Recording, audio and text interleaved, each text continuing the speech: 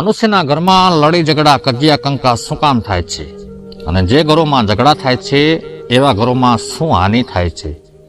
જે ઘરોમાં હંમેશા લડાઈ ઝઘડા થતા રહે છે એવા મનુષ્યએ શું કરવું જોઈએ કે જેનાથી તેના ઘરમાં સુખ શાંતિ બની રહે અને આખો પરિવાર હળી મળી અને સુખથી રહી શકે?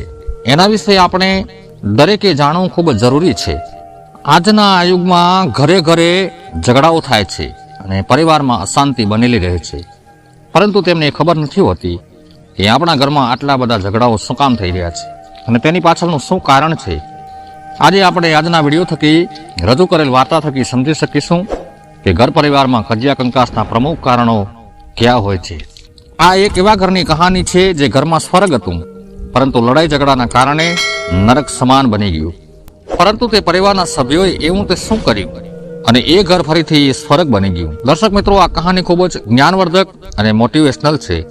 તેથી આ કહાની વાર્તા શરૂ કરતા પહેલા આપ સૌને મારી વિનંતી છે કે તમે હજી સુધી આપણી સૌની ચેનલ જીવનના મૂલ્યોને સબસ્ક્રાઇબ નથી કરી તો સૌથી પહેલા એ કાર્ય પૂર્ણ કરો અને આ પ્રસંગને અંત સુધી જરૂરથી સાંભળજો તથા કમેન્ટ બોક્સમાં શ્રી હરિવિષ્ણુ જરૂરથી લખજો, જેથી ભગવાનની કૃપા આપણા સૌના પર નિરંતર બની રહે. તો ચાલો શરૂ કરીએ આજની આ વાર્તા પ્રસંગ.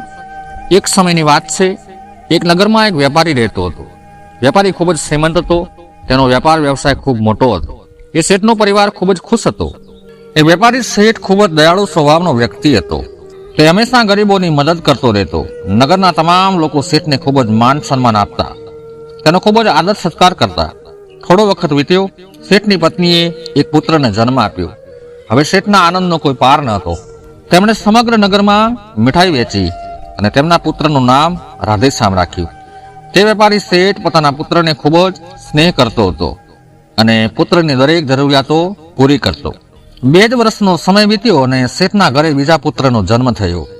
બીજા પુત્રના જન્મની ખુશી નિમિત્તે પણ શેઠે સમગ્ર નગરમાં મીઠાઈ વેચી અને તેનું નામ રાજારામ રાખ્યું.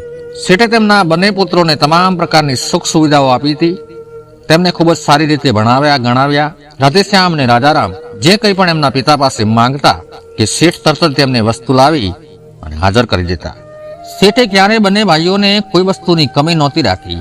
ધીરે ધીરે શેઠના બંને પુત્રો યુવાન થયા. હવે શેઠે વિચાર્યું કે મારા બંને પુત્રો યુવાન થયા છે, હવે આ બંને મારો વેપાર વ્યવસાયને સંભાળી લેશે. એક દિવસ તેમના બંને પુત્રોને તેમની પાસે બોલાવ્યા અને કહ્યું કે બેટા, હવે તમે યુવાન થઈ ગયા છો. હવે તમારે બંને આપણા આ વેપાર વ્યવસાયને સંભાળીને આગળ વધારવો પડશે. કાલથી તમારે બંને દરરોજ મારી સાથે આવવાનું છે અને વેપાર વ્યવસાય વિશે શીખવાનું છે. હવે રાજારામ અને રાધેશ્યામ એમના પિતા સાથે દુકાન જવા લાગ્યા અને થોડા દિવસોમાં જ વેપારની રીત પદ્ધતિ શીખી લીધી. હવે શેઠને કોઈ વાતની ચિંતા ન હતી, કેમ કે શેઠે પોતાનો કારોબાર તેમના બંને પુત્રોના હાથમાં સોંપી દીધો હતો. થોડા દિવસો સુધી તો બધું સારી રીતે ચાલ્યું, પરંતુ થોડા દિવસો બાદ બંને ભાઈઓમાં લડાઈ ઝઘડા થવાનું શરૂ થયું. રાધેશ્યામ કહેવા લાગ્યો કે મેં કેટલું બધું કામ કર્યું છે, તું કંઈ નથી કરતો. ત્યાર પછી નાનો ભાઈ રાજારામ બોલ્યો કે ભાઈ, હું પણ એટલું જ કામ કરું છું જેટલું તમે કરો છો. તમે મને ખોટી રીતે દબાવી રહ્યા છો. આ કારોબારમાં જેટલો તમારો હક છે એટલો જ મારો પણ હક છે. હવે દિવસે દિવસે આ બંને ભાઈઓ વચ્ચે ઝઘડા વધતા ગયા. હવે બંને ભાઈ એકબીજાથી નફરત કરવા લાગ્યા. બંનેની વચ્ચે આત્માનું અંતર વધવા લાગ્યું અને બંને ભાઈઓના ઝઘડાની આજુબાજુમાં તમામ લોકોને ખબર પડી ગઈ. એક વખત રાધેશ્યામ તેના મિત્ર સાથે બેઠો હતો. ત્યારે તેણે વાતમાં કહી દીધું કે મારો નાનો ભાઈ કાંઈ કામ કરતો નથી, બધું જ કામ મારે કરવું પડે છે. આટલી વાત સાંભળીને તેના મિત્રએ કહ્યું, જો ભાઈ, મહેનત તો તું કરે જ છે અને તારો ભાઈ એમને એમ જ ભાગ લે છે અને આમ જોઈએ તો તું મોટો છે, તારે તેની પાસે કામ કરાવવું જ જોઈએ અને કદાચ એ કામ નથી કરતો તો એને કારોબારમાંથી દૂર કરી દે. અને આમે પણ તું મોટો છે એટલે તારા પિતાજીના કારોબાર પર પહેલો હક તો તારો જ છે. હવે રાધેશ્યામને તેના મિત્રની આ વાત સારી લાગી, એને પસંદ આવી ગઈ અને તે વિચારવા લાગ્યો કે હવે તો આને કારોબારમાંથી કાઢવો જ પડશે. આ બાજુ રાજારામ તેના મિત્રને મળ્યો. તેણે પણ તેના મિત્રને જણાવ્યું કે મારો મોટો ભાઈ કંઈ કામ કરતો નથી અને મને હંમેશા સલાહ આપતો રહે છે, ખીજવતો રહે છે. ત્યારે મિત્રએ કહ્યું, કંઈ વાંધો નહીં ભાઈ, એ તારાથી મોટો છે. ત્યારે કે દોસ્ત, મોટો છે તો શું થયું, એ કહે તેમ જ મારે કરવાનું. ત્યારે રાજારામના મિત્રએ કહ્યું કે જો ભાઈ, આ વ્યવસાયમાં જેટલો હિસ્સો એનો છે એટલો તારો છે. તારો ભાઈ તારો દુરુપયોગ કરી રહ્યો છે અને એ ખુદ કાંઈ કામ નથી કરતો, તારી પાસે કામ કરાવ્યા રાખે છે અને ખુદ આરામથી બેસી રહે છે, ફર્યા કરે છે. એટલે તું થોડો સાવધાન થઈ જા, તારા ભાઈથી સાવધાન રહેજે. ક્યાંક એવું ન થાય કે તારો ભાઈ તારા પિતાજીના કારોબારમાંથી તને કંઈ પણ ના આપે અને તને વેપારમાંથી બહાર કરી દે. રાજારામના મગજમાં તેના મિત્રની વાત ઘર કરી ગઈ. હવે રાજારામ અને રાધેશ્યામ બંને ભાઈઓ ઘરે પહોંચ્યા ત્યારે બંને ભાઈઓ એકબીજાની સામે એવી રીતે જોવા લાગ્યા કે જાણે એકબીજાના સૌથી મોટા શત્રુ હોય. અને આ બાજુ શેઠ શેઠાણીને એ વાતની ખબર નહોતી કે બંને ભાઈઓમાં ઝઘડો કઈ વાતનો થઈ રહ્યો છે. મા બાપ તો એવું સમજી રહ્યા હતા કે કોઈ નાની મોટી વાત હશે, જેવી રીતે બાળપણમાં નાની નાની વાતોમાં ઝઘડતા, રમતા, લડતા અને થોડી વારમાં મને એક થઈ જતા. અને અત્યારે પણ કોઈ એવી જ વાત હશે. ધીરે ધીરે વખત વીતતો ગયો અને બંને ભાઈઓ વચ્ચે અંતર વધતું ગયું. બંને ભાઈઓમાં ઝઘડો ખૂબ જ વધી ગયો. શેઠ અને શેઠાણીને એ નહોતું સમજાતું કે તે હવે શું કરે. એટલે શેઠાણીએ શેઠને કહ્યું કે આપણે આ બંને દીકરાના લગ્ન કરાવી દઈએ, બંનેને પરણાવી દઈએ, જેનાથી બંને પર જવાબદારી આવશે અને બંને પોતપોતાના કામમાં લાગી જશે. થોડો સમય વીત્યા બાદ રાધેશ્યામ અને રાજારામના વિવાહ કરાવ્યા. પરંતુ બંને ભાઈઓ વચ્ચેનો કંકાસ બંધ ના થયો. બંને ભાઈઓના ઝઘડાએ મોટું વિકરાળ સ્વરૂપ ધારણ કરી લીધું હતું. હવે બંને ભાઈઓને બસ એક વાતની ચિંતા હતી કે ક્યાંક વ્યવસાય તેના હાથમાંથી નીકળી ન જાય. બંને ભાઈઓ પોતપોતાના દુષ્ટ મિત્રોની સલાહ લીધી રાખતા અને મિત્રો સાથે એકબીજા ભાઈની વાત કરી રાખતા. રાજારામ કહેતો કે મારો ભાઈ સામાનમાં મિલાવટ કરે છે, એટલે તેની પાસેથી સામાન ન ખરીદતા. અને રાધેશ્યામ પણ એવું જ કહેતો કે મારો ભાઈ સામાનમાં મિલાવટ કરે છે, તેની પાસેથી સામાન ન ખરીદતા. એટલે બીજા માણસોને તો એવું લાગવા માંડ્યું કે બંને ભાઈઓ સામાનમાં મિલાવટ કરી રહ્યા છે, વેપાર ધંધામાં અનીતિ કરી રહ્યા છે. બંને ભાઈઓ એકબીજાના દુશ્મન બની ગયા છે. બીજી બાજુ ઘરમાં કામને લઈ અને બંને ભાઈઓની પત્નીઓ પણ ઝઘડવા લાગી. હવે શેઠાણી બંને વહુઓના ઝઘડાથી કંટાળી અને ઘરનું કામ ખુદ કરવા લાગી. પરંતુ બંને વહુઓ તો આખો દિવસ નાની નાની વાતોમાં ઝઘડ્યા જ કરતી. ઘરની આવી પરિસ્થિતિ જોઈ અને શેઠ ખૂબ જ ચિંતિત થવા લાગ્યા અને વિચારવા લાગ્યા કે હે ભગવાન, મારા ઘરની કેવી હાલત થઈ ગઈ છે. એક સમય હતો જ્યારે મારું ઘર સ્વર્ગ સમાન હતું અને આજે નરક સમાન બની ચૂક્યું છે. હું આનંદ ખુશીથી મારા પરિવાર સાથે રહેતો હતો, મારા જીવનમાં કોઈ પણ પ્રકારનું કોઈ દુઃખ નહોતું. પરંતુ આ તો નાની નાની વાતોમાં પણ ઝઘડવા લાગ્યા છે. ત્યારે શેઠે વિચાર્યું કે બંને દીકરાઓને નોખા કરી દઉં, જેનાથી બંને વચ્ચે કોઈ વાતનો ઝઘડો નહીં થાય. એટલે શેઠે બંને પુત્રોને અલગ કર્યા. અડધો કારોબાર રાધેશ્યામને અને અડધો કારોબાર રાજારામને સોંપી દીધો. આ રીતે શેઠે બંને પુત્રોને અલગ કરી દીધા. હવે બંને ભાઈઓ અલગ અલગ પોતાનો વ્યવસાય કરવા લાગ્યા. બંને એકબીજાની ખરાબ વાતો ગ્રાહકો સમક્ષ કરતા રહેતા, જેની ખરાબ અસર તેમના ધંધા પર પડી અને બીજા વેપારીઓએ બંને ભાઈઓના ઝઘડાનો ખૂબ જ ફાયદો ઉઠાવ્યો. બીજા વેપારી આ બંને ભાઈઓને વાતોથી ભડકાવતા રહેતા અને ખોટી શિખામણ આપતા કે તમે એક કામ કરો, તમારા વેપાર ધંધાને વધારવા માટે ઓછા ભાવે સામાન વેચવાનું શરૂ કરો, જેનાથી ગ્રાહકો તમારાથી પ્રભાવિત થશે અને તમારી પાસેથી સામાન ખરીદવા લાગશે, જેનાથી તારા ભાઈનો વેપાર ચોપાટ થશે અને તારો વેપાર વ્યવસાય ધમધોકાર ચાલવા લાગશે, તું માલામાલ થઈ જઈશ. હવે બંને ભાઈઓએ બીજા લોકોની વાતોમાં આવી અને એવું જ કર્યું, જેનું પરિણામ એ આવ્યું કે થોડા સમયમાં તેમનો વેપાર પડી માંગ્યો. લોકો તેમની પાસેથી સસ્તા ભાવે સામાન ખરીદવા લાગ્યા અને ઉધાર પણ લઈ જતા. પરિણામ રૂપે બંને ભાઈઓની આર્થિક હાલત એવી થઈ ગઈ હતી કે તેઓ પોતાના ઘર પણ સારી રીતે ચલાવી શકતા નહોતા. તેમને એ જ નહોતું સમજાતું કે તે હવે કરવું શું. ત્યારે છેવટે બંને ભાઈઓ પોતાના પિતા પાસે ગયા અને પિતાજીને કહ્યું કે પિતાજી, તમે આ કારોબાર કેવી રીતે કરતા હતા? અમારો વેપાર વ્યવસાય તો ચોપાટ થઈ ગયો છે. અમે દરેક રીત અપનાવી જોઈ, પરંતુ અમે તમારા જેવા ન બની શક્યા. ધંધામાં આખરે અમારી સાથે આવું કેમ થયું? ત્યારે શેઠે પોતાના બંને દીકરાઓને કહ્યું કે શું તમે બંને સાચા મનથી ધ્યાનથી ધંધો નહોતો કર્યો? તમે બંને તો હંમેશા ઝઘડતા જ રહ્યા અને એનો ફાયદો બીજા વેપારીઓ ઉઠાવી લીધો. તમે બંને વેપાર ધંધા ઉપર તો ક્યારે ધ્યાન આપ્યું જ નથી. એટલે બંને ભાઈ કહેવા લાગ્યા કે પિતાજી, હવે તમે અમને એ જણાવો કે હવે અમારે શું કરવું જોઈએ. ત્યારે શેઠે કહ્યું કે તમારી બંનેની સમસ્યાનું સમાધાન તો મારા ગુરુદેવ જ કરી શકે છે. તમે બંને ગુરુદેવ પાસે જાઓ. તે બાજુના શહેરની નદી કિનારે આશ્રમ બનાવીને રહે છે અને તે જ તમને આનું સમાધાન બતાવી શકશે. પિતાની વાત સાંભળીને બંને પુત્રો ગુરુજી પાસે ગયા. ગુરુદેવના આશ્રમમાં પહોંચ્યા ત્યારે ત્યાં એ મહાત્માજી તેમના શિષ્યોને ઉપદેશ આપી રહ્યા હતા. એટલે બંને ભાઈઓ મહાત્માજી પાસે ગયા, તેમને પ્રણામ કરી અને પોતાનો પરિચય આપ્યો. મહાત્માજીએ પૂછ્યું કે બેટા, તમારા બંનેનું અહીં આવવાનું કારણ મને જણાવો. ત્યારે બંને ભાઈ બોલ્યા કે હે ગુરુદેવ, અમારી એક ખૂબ જ મોટી સમસ્યા છે, પીડા છે. અમારા પિતાજીએ એમને કહ્યું છે કે તમે જ અમારી આ સમસ્યાનું સમાધાન કરી શકો છો, એટલા માટે અમે તમારી પાસે આવ્યા છીએ. કૃપા કરીને તમે અમારી સમસ્યાનું સમાધાન કરો. ત્યારે મહાત્માજીએ કહ્યું કે તમે મને તમારી સમસ્યા જણાવો.